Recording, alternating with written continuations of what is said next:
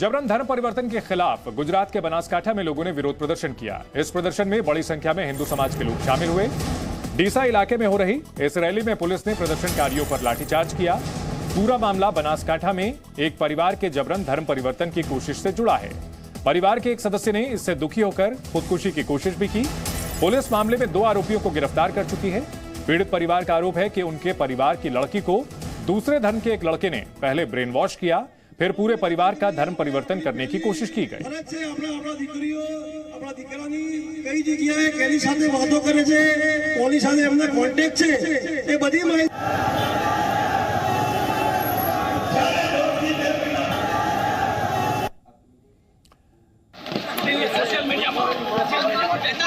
गुजरात के बनासकांठा की ये तस्वीरें धर्म परिवर्तन और लव जिहाद के खिलाफ भारी संख्या में लोग सड़क पर उतरे। प्रदर्शन के दौरान पुलिस ने लाठीचार्ज भी किया। बीजेपी विधायक शशिकांत पांड्या ने ये रैली बुलाई थी। बताया जा रहा है कि इसमें करीब 20,000 लोग शामिल हुए। रैली के दौरान पुलिस ने प्रदर्शनकारियों पर लाठीचार्ज भी किया है।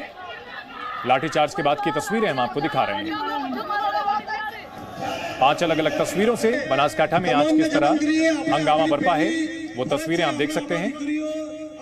धर्म परिवर्तन के खिलाफ रैली निकाली गई।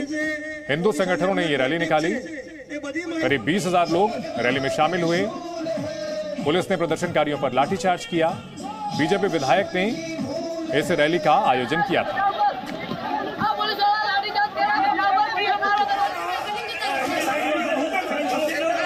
इस मामले में परिवार की शिकायत के बाद 2 लोगों को गिरफ्तार भी किया गया है। धर्म परिवर्तन को लेकर धर्म परिवर्तन की जो साजिश की जा रही है इसके खिलाफ लोगों में काफी गुस्सा। लोगों का आरोप लालच के अलावा धमकाने का सहारा ले रहे हैं आरोपी। लड़कियों को प्रेम जाल में फंसाकर उनके जरिए पूरे परिवार का धर्म परिवर्तन करने की कोशिश की गई बनासकांठा में। इसी को लेकर यह पूरा विवाद बढ़ा और आज बड़ी रैली का आयोजन किया गया।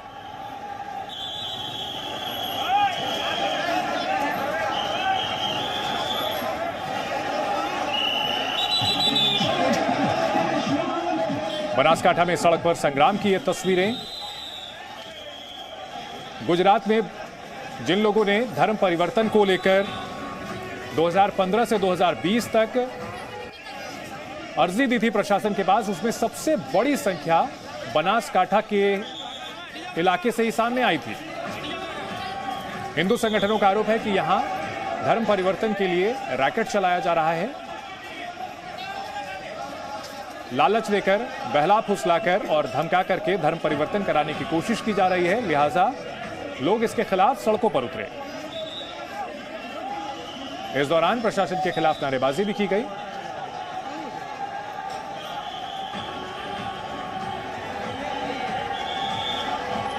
बनासकांठा में धर्म परिवर्तन के विरोध में रैली का आयोजन किया गया।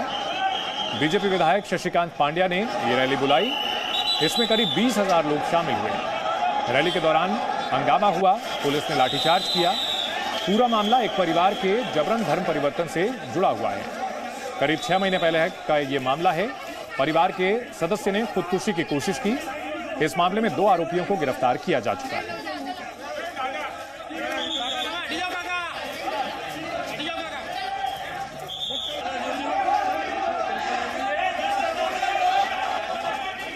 उधर झारखंड के लोहरदगा में लव जिहाद का मामला सामने आया। यहां पर एक मुस्लिम युवक पर नाबालिग लड़की के यौन शोषण और हत्या की कोशिश का आरोप है। पुलिस ने आरोपी रबानी अंसारी को गिरफ्तार कर लिया है और उसे जेल भेज दिया।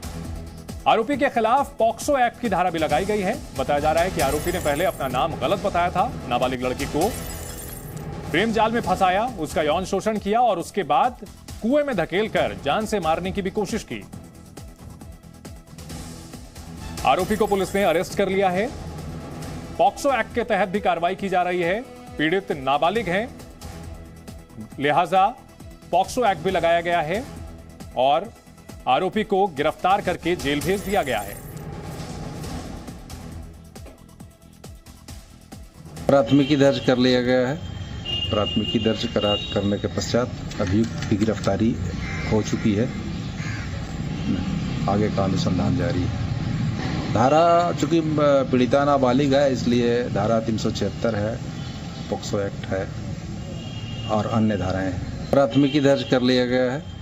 प्राथमिकी दर्ज करने के पश्चात अभियुक्त की गिरफ्तारी हो चुकी है। आगे का अनुसंधान जारी है। धारा चूंकि पीड़िता नाबालिग है इसलिए धारा 376 है, पोक्सो एक्ट है और अन्य धाराएं हैं। इस मामले में आरोपी का खुलासा कैसे हुआ? मोबाइल फोन पर एक रॉन्ग नंबर से बातचीत शुरू हुई, फिर रबानी अंसारी ने नाबालिग को प्रेम जाल में फंसाया, उसे किराए के मकान में ले जाकर रहने लगा। रबानी अंसारी ने नाबालिग से अपनी असल पहचान छिपाई, उसको अपना नाम साजन उरांव बताया। रबानी अंसारी ने कई बार उसका यौन शोषण किया। बाद में नाबालिग ने जब रबानी अंसारी का आधार कार्ड देखा, उसके बाद उसकी असलियत का खुलासा हुआ। विरोध करने पर नाबालिग का वीडियो भी वायरल किया गया। लड़की को जान से मारने की कोशिश की गई, कुएं में धक्का देकर के। यह तमाम आरोप लगाया गया है और इस मामले में आरोपी रबानी अंसारी को पुलिस ने अरेस्ट करके जेल भेज दिया है। झारखंड, जहां कुछ ही दिनों पहले एक नाबालिग लड़की को पेट्रोल डाल करके आग लगाने का मामला दुमका से सामने आया। उधर हनुमानगढ़ी के महंत का विवादित ऐलान, अंकिता के हत्यारे का मर्डर करने वाले को देंगे 11 लाख रुपए का इनाम, शाहरुख को जलाने वाले को इनाम दूंगा। हनुमानगढ़ी के महंत का विवादित ऐलान सामने आया है।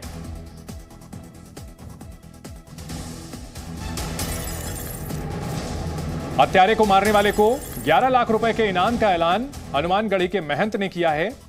विवादित ऐलान, दुमका हत्याकांड पर महंत राजू दास का बड़ा ऐलान। और महंत राजू दास जी हमारे साथ जुड़ चुके हैं जी न्यूज पर। महंत जी, स्वागत है आपका जी न्यूज पर। बहुत बहुत साधुवाद, बहुत बहुत धन्यवाद, बहुत बहुत आभार आपका।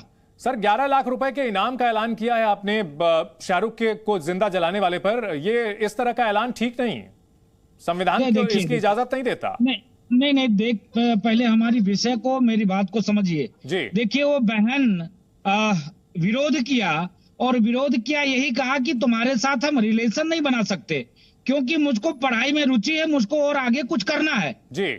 अपने बाप को उसने शिकायत किया। उनके पिताजी सज्जन थे, उन्होंने कहा कि हम सामाजिकता के कुछ जो लोग हैं उनसे बातचीत करेंगे और इस विषय में हल निकल जाएगा।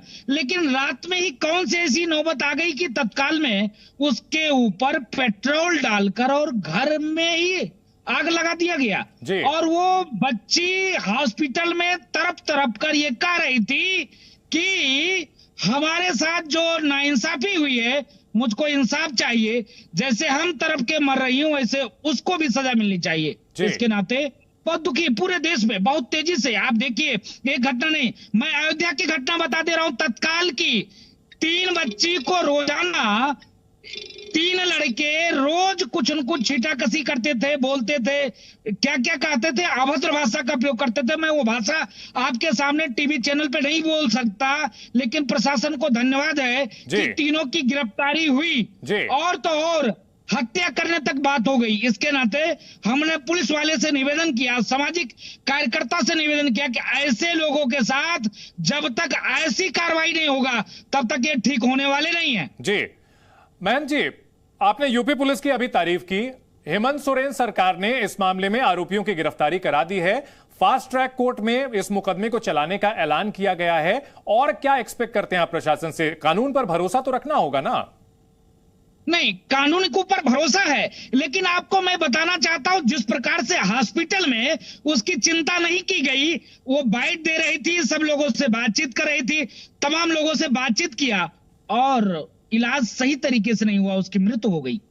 तो कहने का मतलब है कि हम किसी उसके विरोधी नहीं हैं। हम ये नहीं कहते कि सारे लोग गलत हैं, लेकिन विषय ये है कि जो ऐसे कृत्य कर रहे हैं जब तक इनके ऊपर कार्रवाई नहीं होगी ठीक ना। अभी तत्काल की घटना आपको बता दूं, गुजरात में कच्छ का मामला है। वहां से एक नाबालिग वाल्मीकि समाज की लड़की है, उसको ले आकर यहीं पास में हमारे बगल में अंबेडकर नगर जिला है, वहां ले आकर और अभी तक रखे हुए हैं और उससे फर्जी निकाह भी कर लिया, बिना धर्मांतरण किए, भाई आपको परिवार से अनुमति तो लेनी पड़ेगी ना। और कोर्ट में भी वो चले गए और कोर्ट ने एक आदेश भी दे दिया कि किसी भी प्रकार से लड़की को हरेसमेंट नहीं करेंगे।